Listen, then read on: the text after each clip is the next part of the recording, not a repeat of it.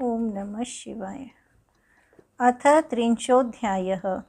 ब्रह्मा तथा विष्णु का शिवलोक पहुँचना, शिवलोक की तथा शिव सभा की शोभा का वर्णन, शिव सभा के मध्य उन्हें अम्बा सहित भगवान शिव के दिव्य स्वरूप का दर्शन और शंखचूड़ से प्राप्त कष्टों से मुक्ति के लिए प्रार्थना। सनत कुमार बोले, हे व्यास जी, उस समय ब्रह्मा सहित भगवान विष्णु अत्यंत दिव्य, निराधार एवं अभौतिक शिवलोक पहुंचकर आनंदित तथा प्रसन्न मुख होकर भीतर गए, जो नाना प्रकार के रत्नों से निर्मित, महोज्ज्वल और शोभा से युक्त था।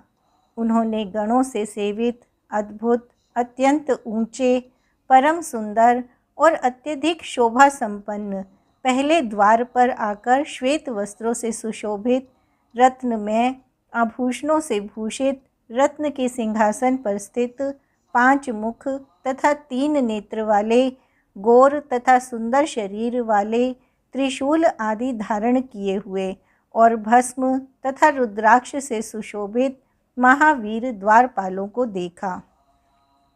तब ब्रह्मा के सहित विष्णु ने बड़ी विनम्रता के साथ उन्हें प्रणाम करके प्रभु दर्शन के निमित्त सारा वृतांत बताया। तब उन्होंने आज्ञा प्रदान की और वे उनकी आज्ञा से प्रविष्ट हुए। दूसरा द्वार भी परम मनोहर, विचित्र तथा अत्यंत प्रभायुक्त था। प्रभु के पास जाने के लिए उन्होंने वहाँ के द्वारपाल से वृतांत निवेदित किया और उस द्वारपाल से आज्ञा प्राप्त कर वे अन्य द्वार में प्रविष्ट हुए। इस प्रकार 15 द्वारों में क्रम से प्रवेश करके वे पद्म योनि एक विशाल द्वार पर पहुँचे और उन्होंने वहाँ नंदी को देखा। उन्हें भली भांति नमस्कार कर तथा उनकी स्तुति करके विष्णु जी ने पूर्व की भांति उन नंदी से आज्ञा प्राप्त कर धीरे से प्रसन्नतापूर्वक भीतर प्रवेश किया। वहाँ पहुंचकर उन लोगों ने शिवजी की उच्च महासभा देखी, जो महाप्रभा से युक्त सुंदर शरीर वाले, शिव के स्वरूप वाले, शुभ कांति वाले, 10 भुजाओं वाले, 5 मुखों वाले, 3 नेत्रों वाले, नीले कंठ वाले, परम कांति से युक्त, रत्नमय रुद्राक्षों तथा भस्म रूप आभरणों से भूषित पार्षदों से घिरी हुई थी। वह सभा उदीयमान चंद्रमंडल के आकार वाली, चौकोर, मनोहर, श्रेष्ठ मणियों के हार से युक्त एवं उत्तम हीरों से सुशोभित, अमूल्य रत्नों से रचित, पद्म पत्रों से शोभित, मणियों के समूहों की मालाओं से सुशोभित, अनेक प्रकार के चित्रों से चित्रित तथा शंकर जी के इच्छानुसार पद्म राग की श्रेष्ठ मणियों द्वारा विरचित थी। उस सभा में स्वर्ण के सूत्रों से पिरोए हुए अत्यंत मनोहर चंदन वृक्ष के पत्तों के बंधनवार थे तथा उसमें स्यमंतक मणि निर्मित सैकड़ों सोपान बने हुए थे। उस सभा में इंद्रनील मणि के खंभे लगे हुए थे और वह अत्यंत मनोहर, सुसंस्कृत तथा सुगंधित वायु से सुवासित थी। उसकी चौड़ाई हजारों योजन थी और वह अनेक सेवकों से परिपूर्ण थी। सुरेश्वर विष्णु ने उस सभा में अम्बा पार्वती सहित भगवान शंकर को देखा। उस सभा के बीच में अमूल्य रत्न निर्मित विचित्र सिंहासन पर बैठे हुए शिवजी ताराओं के बीच चंद्रमा की भांति सुशोभित हो रहे थे। वे किरीट, कुंडल एवं रत्नों की माला से सुशोभित थे। सभी अंगों में भस्म लगाए हुए थे तथा हाथों में लीला कमल धारण किए हुए थे। वे अपने आगे होने वाले गीत एवं नृत्य को बड़ी प्रसन्नता के साथ मुस्कुराते हुए देख रहे थे। वे उमापति, शांत, प्रसन्न मन तथा महान उल्लास से युक्त थे और भगवती के द्वारा दिए गए सुगंधित तांबूल का सेवन कर रहे थे। गण लोग परम भक्ति से श्वेत चंवर डुला रहे थे और सिद्धगण भक्ति से सिर झुकाए चारों ओर से उनकी स्तुति कर रहे थे।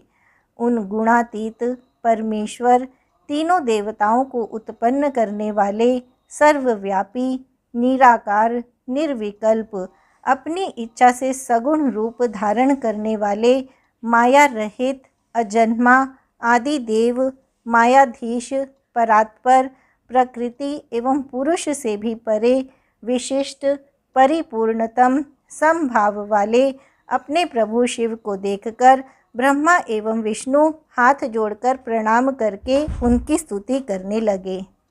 विष्णु और ब्रह्मा बोले, हे देवदेव, हे महादेव, हे परब्रह्म, हे अखिलेश्वर, हे त्रिगुणातीत, हे निर्व्यग्र, हे त्रिदेव जनक, हे प्रभो, हम आपकी शरण में आए हैं।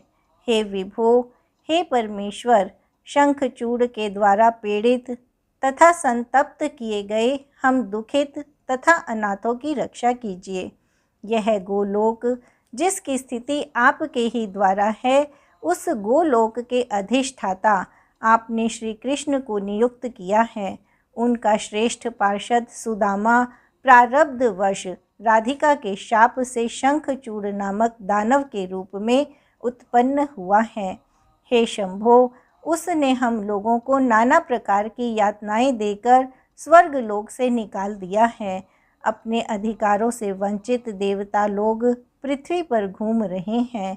हे महेशान, आपके बिना वह अन्य देवताओं से नहीं मारा जा सकता, अतः आप उसका वध कीजिए और सभी लोगों को सुखी बनाइए।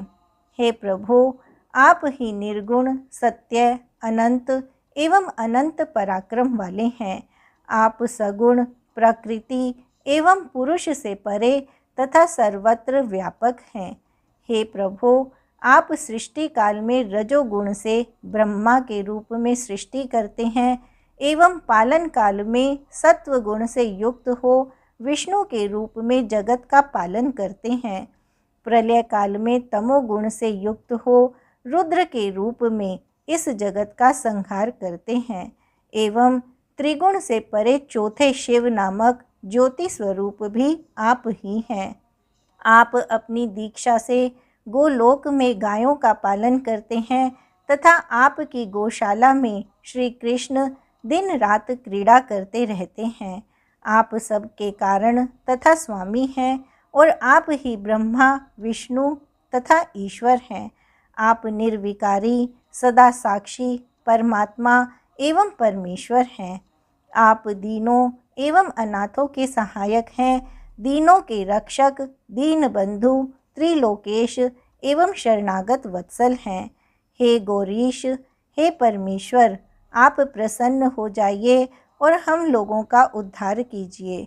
हे नाथ, हम लोग आपके अधीन हैं, अतः जैसी आपकी इच्छा हो वैसा कीजिए। सनत कुमार बोले, हे व्यास जी, इस प्रकार कहकर वे दोनों देवता ब्रह्मा एवं विष्णु विनम्र होकर हाथ जोड़कर शिव को नमस्कार करके मौन हो गए। इति श्री शिव महापुराणे द्वितीयायां रुद्र संहितायां पंचमे युद्धखंडे शंखचूड़ वधे देवदेव स्तुतिर्नाम त्रिंशोऽध्यायः। इस प्रकार श्री शिव महापुराण के अंतर्गत द्वितीय रुद्र संहिता के पंचम युद्धखंड में शंखचूड़ वध के अंतर्गत देवदेव स्तुति वर्णन नामक 30वां अध्याय पूर्ण हुआ। अथैकत्रिंशोऽध्यायः। शिव द्वारा ब्रह्मा विष्णु को शंखचूड़ का पूर्व वृत्तांत बताना और देवों को शंखचूड़ वध का आश्वासन देना।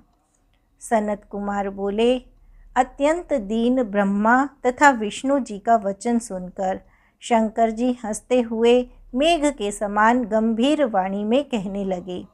शिव जी बोले, हे हरे, हे वत्स, हे ब्रह्मण, आप दोनों शंखचूड़ से उत्पन्न भय का पूर्ण रूप से त्याग कर दीजिए। आप लोगों का निसंदेह कल्याण होगा। हे प्रभो, शंखचूड़ का सारा वृत्तांत मैं जानता हूँ। वह पूर्व काल में श्री कृष्ण का परम भक्त सुदामा नाम का गोप था। मेरी आज्ञा से ही विष्णु श्री कृष्ण का रूप धारण करके मेरे द्वारा अधिष्ठित रम्य गोलोक की गौशाला में निवास करते हैं। मैं स्वतंत्र हूँ। अपने को ऐसा समझकर वे पहले मोह को प्राप्त हुए और इस प्रकार मोहित होकर स्वच्छंद की भांति नाना प्रकार की क्रीड़ाएं करने लगे। तब मैंने उन्हें अपनी माया से मोहित कर दिया, जिससे उनकी सद्बुद्धि नष्ट हो गई और उनसे उस सुदामा को शाप दिला दिया। इस प्रकार अपनी लीला करके मैंने अपनी माया हटा ली। तब मोह से युक्त हो जाने के कारण वे ज्ञान युक्त तथा सद्बुद्धि युक्त हो गए।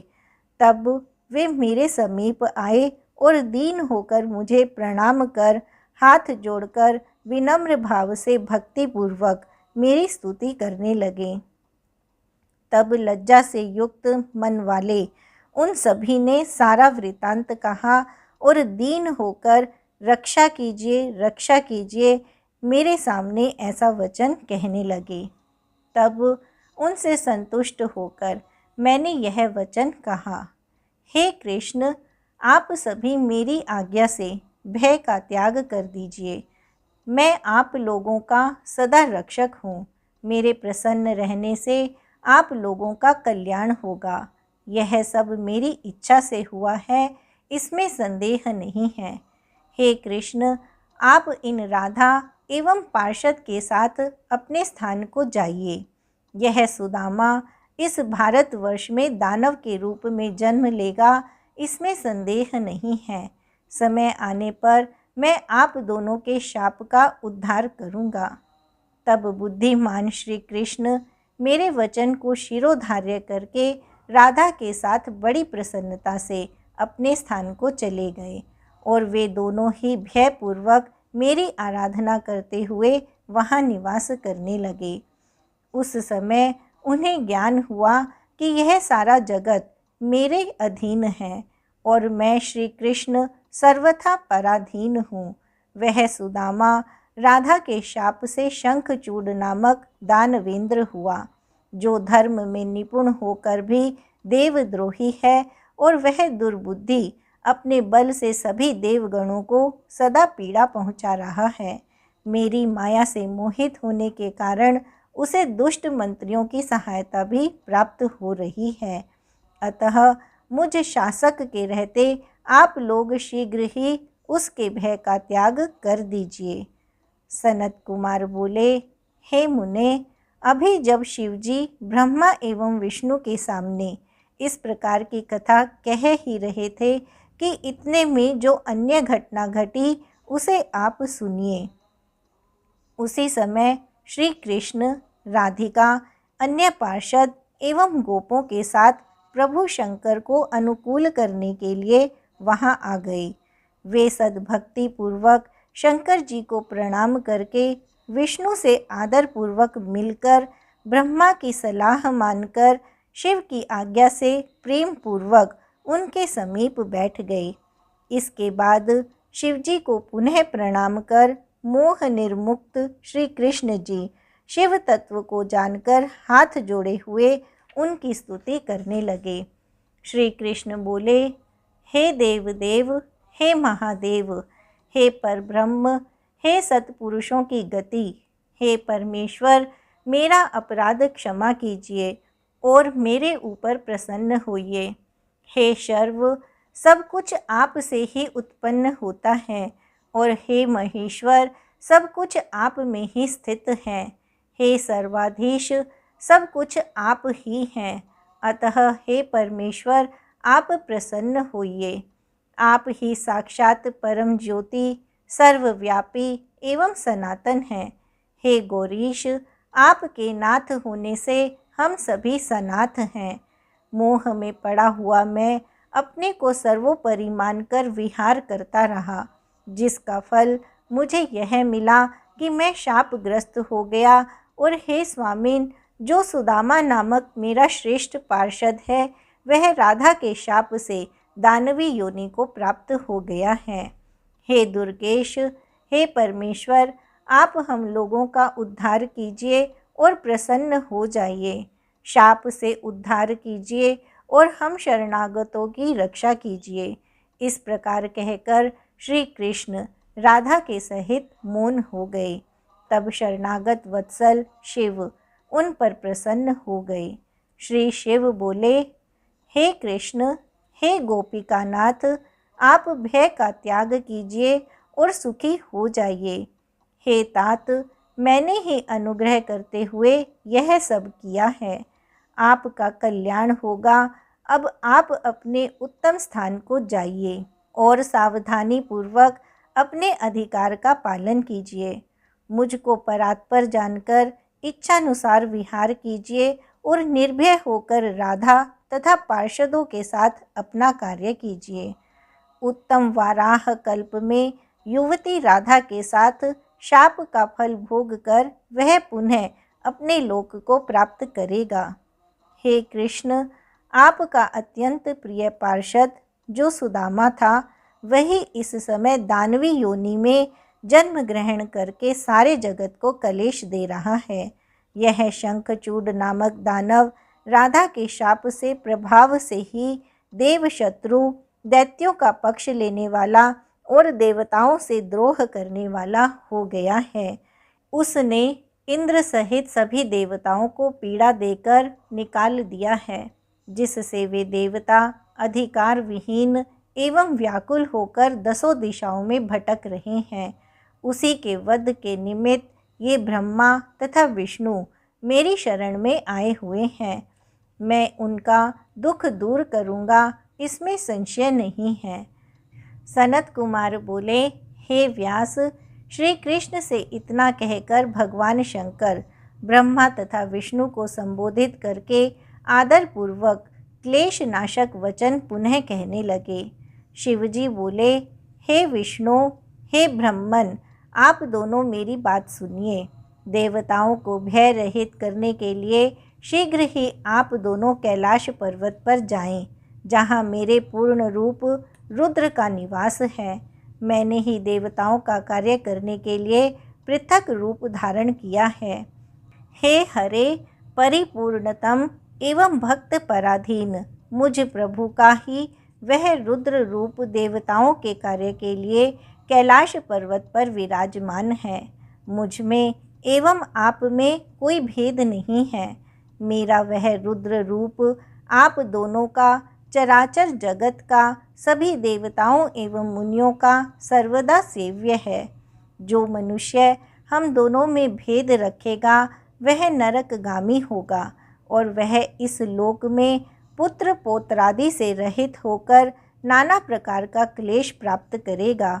ऐसा कहते हुए गौरीपति को बार बार प्रणाम कर श्री कृष्ण राधा तथा गणों के साथ अपने स्थान को चले गए। हे व्यास जी, इसी प्रकार वे ब्रह्मा तथा विष्णु भी संदेह रहित हो शिवजी को बारंबार प्रणाम कर आनंद के साथ शीघ्र वैकुंठ चले गए। वे ब्रह्मा तथा विष्णु वहां आकर सारा वृत्तांत देवताओं से कहकर तथा उन्हें साथ लेकर कैलाश पर्वत पर गए। दीनों की रक्षा करने के लिए सगुण रूप से शरीर धारण किए हुए देवाधिपति पार्वती वल्लभ महेश्वर प्रभु को वहां देखकर सभी देवताओं ने पूर्व की भांति हाथ जोड़कर विनय से युक्त होकर सिर झुकाकर गदगद वाणी से भक्ति पूर्वक उनकी स्तुति करना प्रारंभ किया।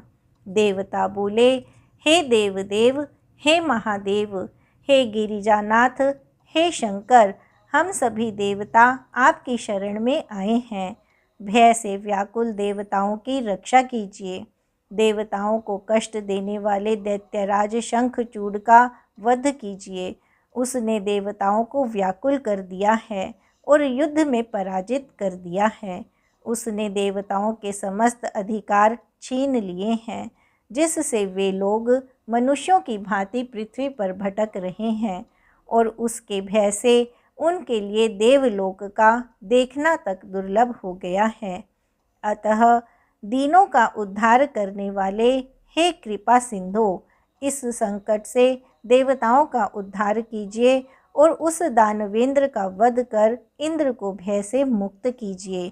देवताओं के इस वचन को सुनकर हंसते हुए भक्त वत्सल भगवान शंकर ने मेघ के समान गंभीर वाणी में कहा। श्री शंकर जी बोले, हे विष्णु, हे ब्रह्मन, हे देवगण, आप लोग अपने स्थान को जाइए।